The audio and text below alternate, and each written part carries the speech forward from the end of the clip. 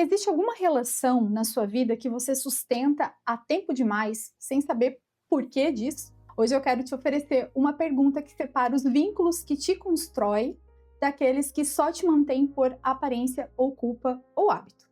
Eu sou a Grazi Bagstons, eu guio mulheres em seu processo de autonomia pessoal e profissional e te dou minhas boas-vindas à nossa quarta aula do método ARCOS.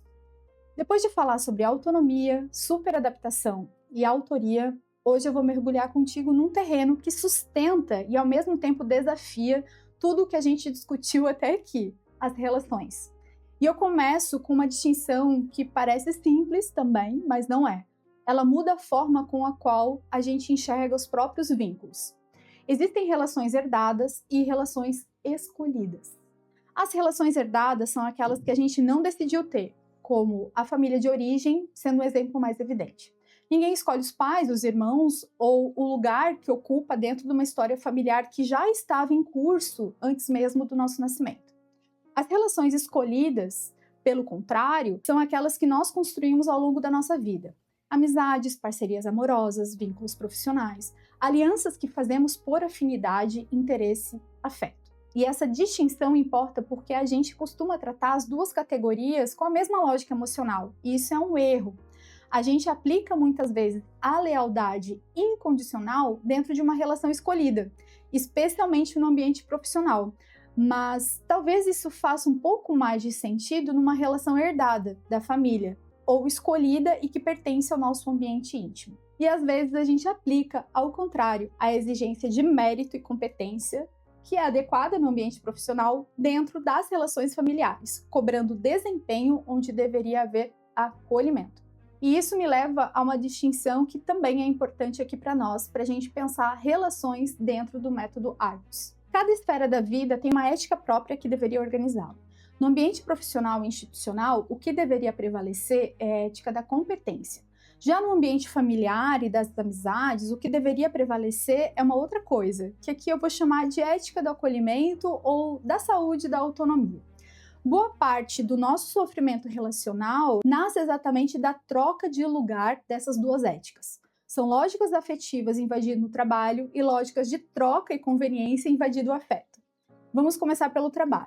A ética da competência é aquela que avalia o vínculo profissional pelo que ele constrói. Então vamos lá: desempenho, responsabilidade, transparência, qualidade real na entrega. E é a ética que pergunta: essa relação de trabalho se sustenta em critérios claros que valem para todos?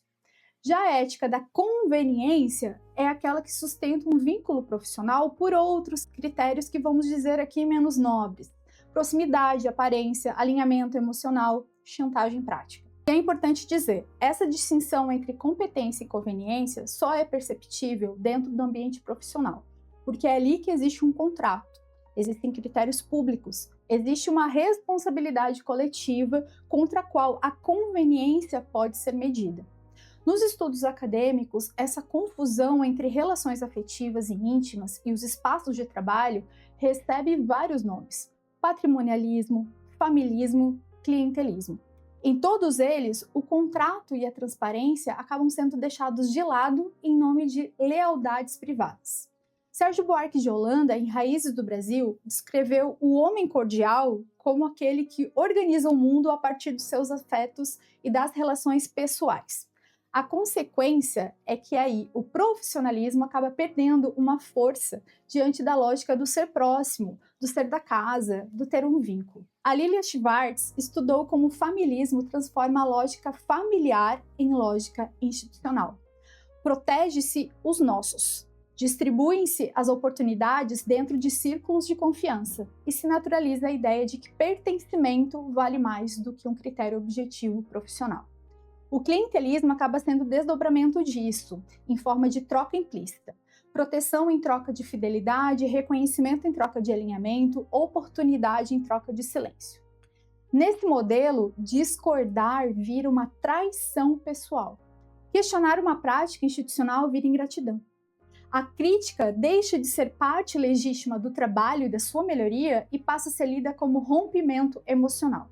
E quem se impõe como profissional nesse espaço é mal visto, especialmente se for uma mulher inteligente que impõe limites.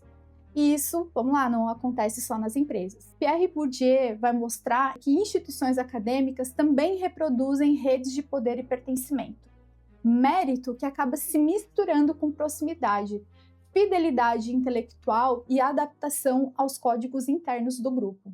Milton Santos criticava justamente essa tendência dentro das universidades brasileiras à reprodução fechada das elites acadêmicas, que dificulta a circulação crítica e a diversidade intelectual. E agora eu quero que você perceba o efeito psicológico disso, especialmente nas mulheres. Muitas mulheres inteligentes, éticas, competentes, super adaptadas, entram no mercado acreditando que o trabalho funciona por critérios claros: desempenho, responsabilidade, estudo e, finalmente, reconhecimento. Quando chegam a determinados ambientes, percebem que as regras reais não são essas. O esforço não garante reconhecimento. Transparência muitas vezes gera punição. Profissionalismo pode ser interpretado como ameaça. Surge então uma sensação constante de instabilidade, como se existisse uma regra invisível que ninguém explica completamente e que ela não sabe. E a mulher passa a gastar energia tentando decifrar esse ambiente, administrando emoções, medindo palavras, evitando desagradar. Isso gera ansiedade, autocensura, exaustão emocional e até perda de confiança na própria percepção. E o que é mais duro, muitas acabam internalizando isso como uma falha pessoal. Acham que precisam aprender mais sobre o jogo, serem mais agradáveis, menos diretas, menos técnicas, menos firmes. Mas o sofrimento muitas vezes não é por falta, obviamente, da sua capacidade. Ela nasce do choque entre uma ética da competência e ambientes que funcionam pela ética da conveniência. Porque instituições saudáveis não exigem devoção emocional para reconhecer a competência das pessoas que ali trabalham. Quando o reconhecimento depende mais da administração dos afetos do que da qualidade do trabalho, o trabalho deixa de ser um espaço de crescimento da própria empresa e vira um espaço permanente de tensão psíquica. E agora indo para uma outra esfera, a das relações familiares, amorosas e de amizade. Aqui não faz sentido a gente falar de competência, porque não há um contrato nem critério público de entrega. O que deveria reger esses vínculos é a ética do acolhimento e da saúde da autonomia. A capacidade de amar sem exigir que o outro se encolha. Para entender essa raiz psíquica desses vínculos, a gente tem 4 vínculos fundamentais descritos por um psicanalista chamado Bion: o amor, o ódio, o conhecimento e o reconhecimento. Bion pensava esses vínculos não como opostos absolutos, mas como uma espécie de clave musical, elementos que se combinam e se alternam nas relações humanas. Nenhuma relação é puramente amor ou puramente ódio.